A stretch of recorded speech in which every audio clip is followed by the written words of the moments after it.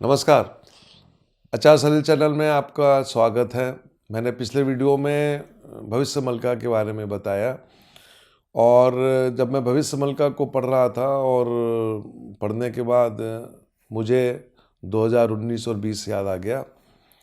2019 में भविष्य मलका मेरे हाथ में नहीं थी, लेकिन 2019 में जनवरी के महीने में जो मैंने विनाश लीला देखी थी, वो विनाश लीला धीरे धीरे वही चल रहा है। और तब मैंने अपनी इस विनाश लीला के बारे में अपनी माँ को बताया था। उस विनाश लीला में मैंने जिन जिन लोगों को इस दुनिया से जाते हुए देखा, कोविड अपने काल में उनको समा चुका है, वो लोग जा चुके हैं। ये कोई स्वप्न नहीं था, ये साक्षात विनाश लीला देखी थी मैंने और वो लगभग सत्य हुई। और अब जब की विनाश लीला अगले दौर पे जाके आप देखिए, हिमालयन वैली पे मैंने अक्सर बोला है कि जब भी प्रलय होगी तो उसकी जो स्टार्टिंग होगी वो हिमालय वैली से होगी, क्योंकि हिमालय वैली जो है वो एक सूत्रधार बनेगा। और मैंने अक्सर बोला है कि यदि शिव की तीसरी आंख खुली तो कोई नहीं बचा सकता। लेकिन फिर भी डरने की बात नहीं, मैं फिर बोलता हूँ कि कहते हैं कि भजन में बहुत बड़ी शक्ति होती है और कलयुग में भजन के बारे में ही बोला गया। तो हम लोग यदि भजन करेंगे, प्रभु को याद करेंगे और श्रीमद् भागवत पुराण का पाठ करेंगे, तो मैं समझता हूँ कि सब कष्टों से बच के आगे की तरफ जा सकते हैं। हमेशा पॉजिटिव सोचिए, और जब आप हमेशा पॉजिटिव सोचेंगे तो जैसा सोचेंगे वैसी विचारधारा बनेगी, वैसे ही ऑरा बनेगा। और मेडिटेशन और साधना आदमी को मजबूत करती है। भविष्य मलका का जब मैं पाठ कर रहा था, उसको बड़े ध्यान से देख रहा था, तो 2019-20 के मेरे प्रेडिक्शंस याद आ गए। तब मेरे हाथ में कोई भविष्य मलका नहीं, सिर्फ साक्षात भगवान का आदेश मिल रहा था। और आज भी जब मैं भविष्य मलका से जुड़े हुए लोगों को बोलता हूँ कि मैं शिव से बात करता हूँ, कृष्ण से संवाद करता हूँ, तो मेरे प्रश्न का आंसर नहीं दे पाते हैं, क्योंकि क्रिया योगी जो होते हैं वो उनका अपना ही एक अलग ही वजूद होता है। और क्रिया योग, ध्यान से सुनिएगा, श्री कृष्ण ने ही इसकी शुरुआत की थी। सूर्य, श्री कृष्ण, ईसा मसीह, देवराहा बाबा और महाअवतारी बाबा, ये बड़े सिद्ध पुरुष रहे। इसके बाद तो लंबी लाइन है। भविष्य मलका में बहुत अच्छी चीज़ लिखी है और मैं अपने फॉलोअर्स को बताना चाहता हूँ कि इन्होंने, ऋषि मुनियों ने जो लिखा है, चित्तरंजन दास जी ने, कि तृतीय विश्व युद्ध होगा। अब सवाल ये उठता है कि 600 साल पहले जब इस ग्रंथ को लिखा गया, 600, 650, 700, क्योंकि उस वक्त मैंने अक्सर बोला कि एक से एक ऋषि मुनि इस धरा में थे। और यहाँ पे लिखा गया कि तृतीय विश्व युद्ध की बात लिखी गई, जबकि प्रथम और द्वितीय विश्व युद्ध बाद में हुए। लेकिन प्रथम और द्वितीय विश्व युद्ध के बारे में इसमें कोई वर्णन नहीं है। तृतीय विश्व युद्ध के बारे में बोला गया, क्योंकि तृतीय विश्व युद्ध के बाद ही विनाश होना है।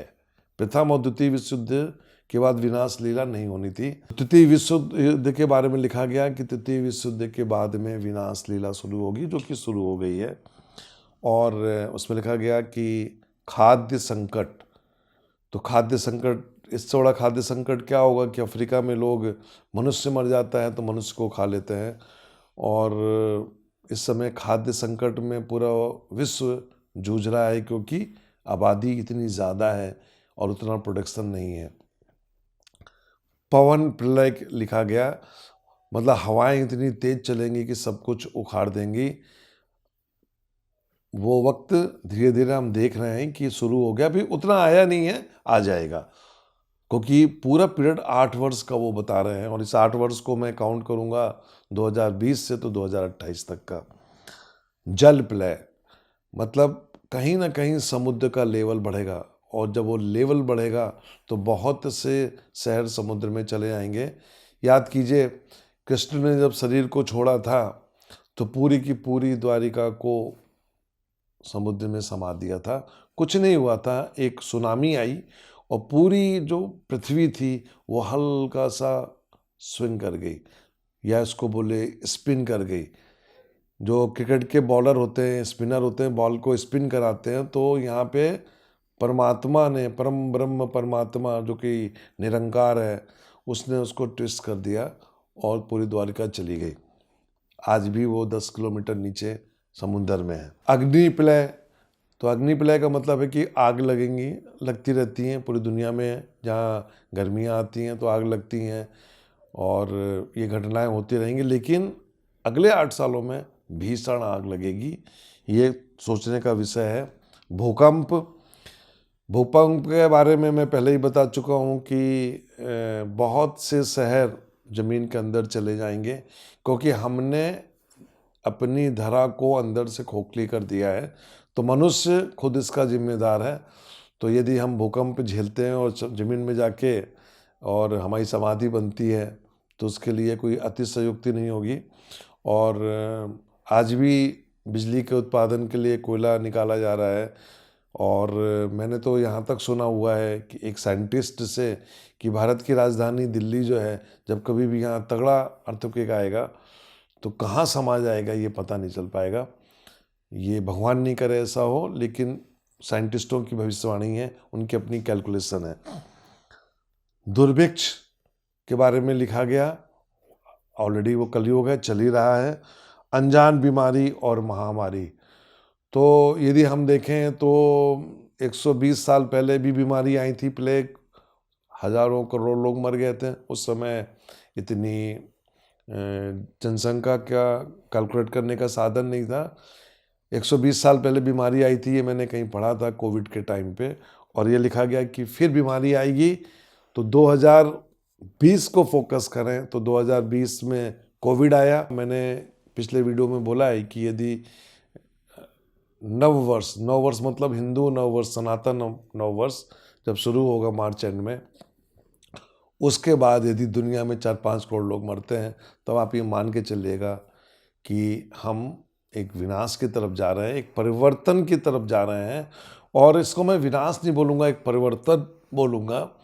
और अक्सर जब हम लोग शमशान घाट में जाते हैं और डेड बॉडी को जलते हुए देखते हैं, तो मैं अक्सर लोगों से बोलता हूँ कि डेड बॉडी को जब जलते हुए देखो तो रो मत, उसको खुशी खुशी विदा करो, क्योंकि आत्मा तो जा चुकी है, जो कि कभी नष्ट नहीं होती है। शरीर है, राख बनेगा, नदी में बह जाएगा, तो उसको देख के कभी रोना नहीं चाहिए।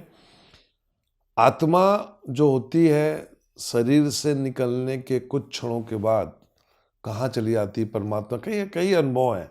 मैंने भी एक वीडियो दिया था कि मृत्यु के बाद क्या होता है, लेकिन उसके और भी रिसर्च हुए और लोगों से मैं मिला और उन्होंने अपने अनुभव बताए, जो कि 2-2, 3-3, 4-4 घंटे शरीर में जान नहीं थी जिनके, और वो वापस आए शरीर नष्ट होने के पहले। तो उनके जो अनुभव रहे हैं वो बहुत ही रोचक रहे हैं, तो उस पर नहीं जाऊंगा, लेकिन ये बताऊंगा कि भविष्य मलका में ये जो 8 चीज़ें वर्णन की गई हैं 8 पॉइंट पे, तृतीय विश्व युद्ध, खाद्य संकट, पवन प्रलय, जल प्रलय, अग्नि प्रलय, भूकंप, दुर्भिक्ष, अनजान बीमारी और महामारी, ये 8 पॉइंट पे उन्होंने फोकस किया ऋषि मुनियों ने।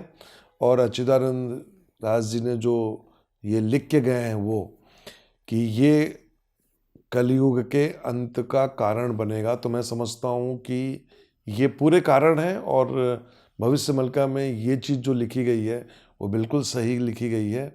क्या इस पे कोई बचाव हो सकता है? मुझे लगता है बहुत देर हो चुकी है और अब आपके हाथ में कुछ चीज़ें नहीं है, आउट ऑफ कंट्रोल। लेकिन फिर भी कहते हैं ना कि मंत्रों में शक्ति होती है, तो ओम नमो भगवते वासुदेवाय और श्रीमद् भागवत पुराण, इसका पठन करें और कष्टों से बचें। नमस्कार।